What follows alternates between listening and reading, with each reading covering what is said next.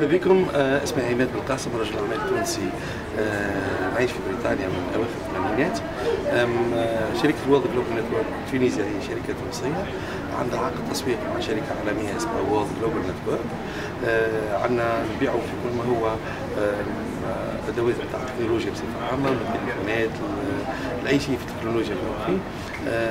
وعندنا طريقه تسويق مختلفه شويه عن طرق اخرين، هي طريقه تسويق تسمى بالتسويق الشبكي اللي معتمدتها برشا دول. خدمنا بها في بريطانيا، في امريكا، في اندونيسيا، في سنغافوره، في برشا دول، وحبينا تونس وتوانسه يستفيدوا بالطريقه هذه نتاع التسويق الشبكي. التسويق الشبكي هو حاجه نمارسوا فيها احنا كفرنسيين اليوم، لكن ماناش قاعدين نستفيدوا فيها. كيف هي التسويق الشبكي؟ هو بالضبط الانسان كي يعمل ريكومونداسيون لان برودوي، يعمل ريكومونداسيون لله هكا كما ياخذ فيها شيء، لكن هو هذاك سي ان جور دو بيبليسيتي عملوا لك البرودوي هذاك. وقت اللي مثلا انسان يقول لك التليفون معناها منين شريته، تقول شريته من الحانوت الفلاني، يمشي هو الحانوت الفلاني باش يشري التليفون هذاك. انت عندك حق الترانزاكسيون هذيك، والدوله يولي عندها حق الترانزاكسيون هذيك. اش معناها؟ معناها انت تربح فلوس من الريكومونداسيون هذيك، ودوله تونس زادة تربح بالريتم الاسوس اللي هو التاكس ماك العمليه التجاريه هذيك. والله تونس توا حاضره للشيء هذا، كما حضرت قبل اندونيسيا، كما حضرت سنغافور.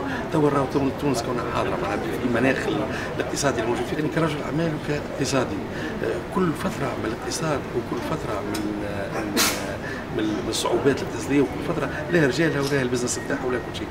مش نقول الاقتصاد التونسي يمر بفتره صعيبه، ممكن، اما كيف يكون يمر بفتره صعيبه فما نوع معين من المستثمرين ونوع معين من البزنس اللي ينجم يعاون تونس ويقف مع تونس. ماهيش حاجه كاتاستروفيك كما في تونس. برشا دول قاعد عاشت حال اكثر منا احنا، وصعب العكس. احنا توا تونس مسموح برشا فيها الاستثمار، ومسموح برشا فيها برشا حاجات، واحنا رينا تطور كبير ما بين تونس في بدايه الثوره وتونس توا.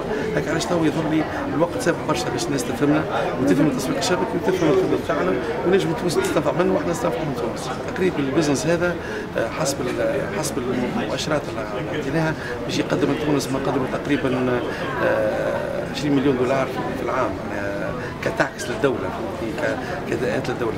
وهذا ماله لا تحفيز الاقتصاد التونسي، وهو اللي يعتمد. شوف احنا نفسروا شنو صار التسويق الشبكي، والتسويق الشبكي في العالم يعني الكل تقريبا في 19 بليون دولار بزنس، 19 بليون دولار. لو كان 5% منه 2% منه برك تجي لتونس نعملوا حاجه كبيره. مع الحاجه الاخرى اللي احنا قاعدين نسعوا نعملوا فيها، كون وقت الحاضر احنا نعملوا في الامبورتاسيون تاع البرودوي من برا للخارج، لكن اونتر تو قاعدين نلوجوا في دي برودوي توانسه زاده باش نبعثوهم للمسوقين الشبكيين في العالم زاده. يعني تقولوا انتم تساهموا نوعا ما في التصدير والتوريد، في التصدير وفي التوريد وفي خلق مواطن الشغل وفلوس للدوله. خلق مواطن الشغل كيفاش؟ خلق مواطن الشغل كونوا فما ناس معانا مثلا في الشبكه معانا عمرها ما خدمت وعندها شهاده بكالوريا وشهاده جامعيه وشهاده كذا، ودخل معنا في الشبكه براس مال صغير برشا، واللي دخل في 1000 و2000 دينار في الشهر معناها نتاعو. ولهذا معناها هو يصير فيه خلق لاين اوف بزنس وحنا في الحكومه نتاعو في البلاد نتاعو كذا، ولا عنده طريقه نتاع دخل شهري. ثم ناس اللي جاوني حتى ناس معناها ذوي الاحتياجات الخاصه، وعطيناهم طريقه شغل وقاعدين يخدموا معناها في بلاصه باش يقعد في القهوه يلعب في كارته ولا يعمل حاجه مش باهيه ويحكي في موضوع مش باهي، باش يحكي برودوي، باش يحكي بطريقه تسويق. هذا باش يعاون برشا هو كوم بيرسونيل، باش يعاونوا بالكدا على طريقه لقائه مع الناس، كيفاش يتكلم مع الناس، وين يحكي الحشمه، وين يحكي برشا حاجات، ويتعلم من الناس حاجات وهم يعلموا حاجات. اونتر تون هو زاد باش يتعلم كيفاش يعمل فلوس بنفسه وروحه. مش لازم يزيدنا من طالبنا الدوله نوقفوا نعملوا اعتصام ندخلوا الدوله فلوس ونوقفوا نعملوا اعتصام ونوقفوا معامل. لا، احنا ناس تحب تعطي صنعه، نجد هي صنعه جديده الناس باش الدوله تعمل لنا فلوس ولازم يعملوا لنا فلوس. اسكو تتلخاو طريقه التكوين باش تشغلوهم؟